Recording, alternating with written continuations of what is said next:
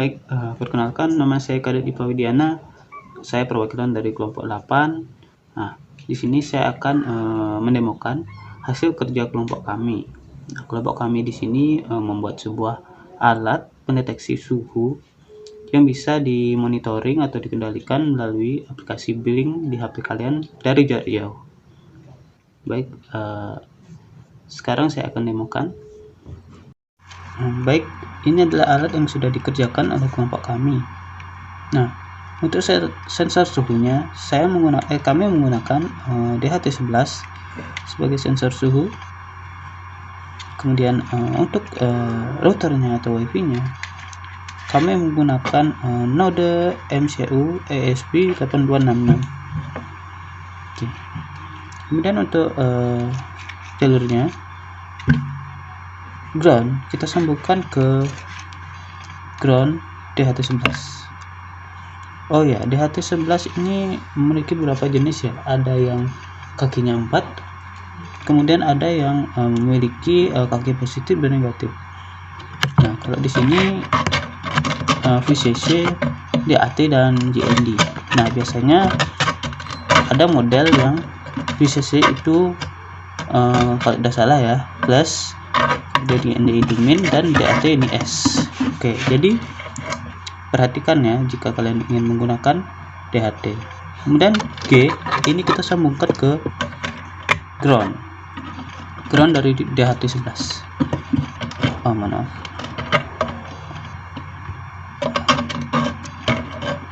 Oke, ini dia ground. Kemudian untuk 3V nya kita sambungkan ke VCC 3V dari ESP8266 nya. Oke, kemudian D3 nya kita sambungkan ke S atau di sini DAT. Oke. Nah, jika sudah, kita ke codingannya. Di sini saya akan menjelaskan kode dari pembuatan suhu kelembapan menggunakan Blink dan ESP 8266. Di sini yang perlu diinstal adalah library Blink Print Serial. Kemudian harus menginkludkan ESP8266yp.h. Kemudian menginkludkan Blink Simple ESP8266. Kemudian selanjutnya menginkludkan DHT.h. Kemudian menginstal library DHT11. Kemudian depend DHT di pin D3. Kemudian DHT dalam kurung DHT pin dan DHT tipe. Selanjutnya untuk cara AUTH ini untuk memasukkan token blinknya. Kemudian cara SSID ini untuk membuat nama WiFi-nya. Kemudian cara password ini untuk membuat passwordnya. Selanjutnya feed stop. Pertama serial.begin ini untuk mendeklarasikan kecepatan dalam penerimaan data di serial. Kemudian DHT begin ini untuk membuat deklarasi DHT-nya. Kemudian blink.begin ini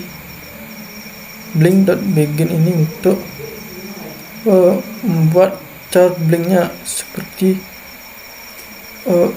membuat chart blinknya AUT, SSID dan password. Berikutnya akan dijelaskan oleh teman saya. Sekian dari saya, terima kasih. Om Swastiastu, perkenalkan nama saya Made Diksa Prajatama. dengan NIM 2015-05-1089 dari kelas PTI 3A. Di sini saya akan melanjutkan mengenai coding dari project UAS kelompok kami. Di sini saya akan menjelaskan mengenai void loop. Untuk yang pertama itu ada float dht.readTemperature. Di sini untuk menampilkan nilai dari temperaturnya. Yang kedua di sini ada float h sama dengan dht.readHumidity. Nah, di sini untuk menampilkan nilai humidity-nya. Kemudian di sini saya akan menjelaskan mengenai serial print suhu. Nah, di sini untuk juga menampilkan suhu pada saat program dijalankan. Nah, dan di sini juga sama serial.print kelembaban di sini untuk menampilkan nilai kelembabannya. Di sini H dan S ini sebagai definisi saja. Nah, di sini ada blink virtual write yaitu V0, S dan H. Nah, di sini yaitu fungsinya untuk ngelooping saat untuk blinknya. Nah, di sini kami memberikan delay-nya itu 500. Sekian dari penjelasan saya. Terima kasih. Oke, kita sudah di aplikasi Blink-nya. Nah, paket saya habis. Oke. Nah, ini adalah tampilan Blink-nya. Kemudian di sini saya sudah membuat sebuah project untuk mengatur temperatur tadi kan. Nah, sebentar ini. Oh ya, belum saya play tadi. Tak apa. Kemudian untuk tampilan temperaturnya dulu. Nah, tadi di kode Arduino-nya kita menggunakan blink virtual write ya. Nah, blink virtual write yang final itu saya atur sebagai DHT read temperature. Maka di sini ini adalah temperaturnya. Nah, jangan lupa untuk mengganti input pin-nya menjadi virtual dan final. Kemudian untuk batas temperaturnya ada 100. Nah, kemudian untuk pin-nya kalian bisa ganti seperti ini. Oke. Kemudian untuk humidity-nya sama, tapi saya ganti dengan V1 karena tadi float H-nya saya mendefinisikannya yaitu V1. Dan untuk labelnya kalian bisa menggunakan ini. Oke. Kemudian untuk card temperaturnya ini untuk melihat